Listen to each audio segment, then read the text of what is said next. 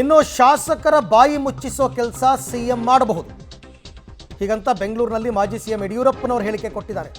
ಕರೆದು ಮಾತನಾಡ್ತೀನಿ ಅಂದ್ರಲ್ಲ, ಅದಕ್ಕೆ ವಸತಿ ಇಲಾಖೆಯಲ್ಲಿ ಅಕ್ರಮದ ಬಗ್ಗೆ ಅವರ ಪಕ್ಷದ ಶಾಸಕರೇ ಮಾತನಾಡಿದ್ದಾರೆ.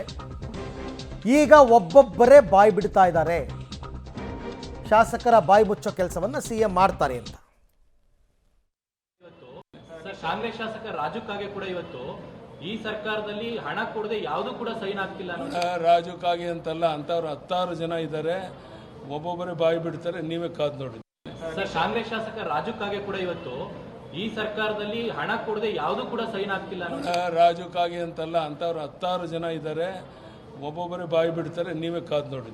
ಸರ್, ಕಾಂಗ್ರೆಸ್ ಶಾಸಕ ರಾಜು ಕಾಗೆ ಕೂಡ ಇವತ್ತು ಈ ಸರ್ಕಾರದಲ್ಲಿ ಹಣ ಕೊಡದೆ ಯಾವುದು ಕೂಡ ಸೈನ್ ಆಗ್ತಿಲ್ಲ.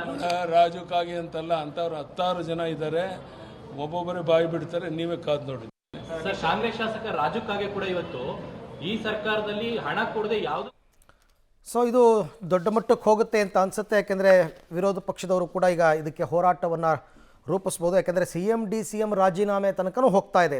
ಕೊಡಬೇಕು, ಅವರು ಸ್ವಪಕ್ಷೀಯರು ಮಂತ್ರಿ ರಾಜೀನಾಮೆ ಕೊಡಬೇಕು ಅಂತ.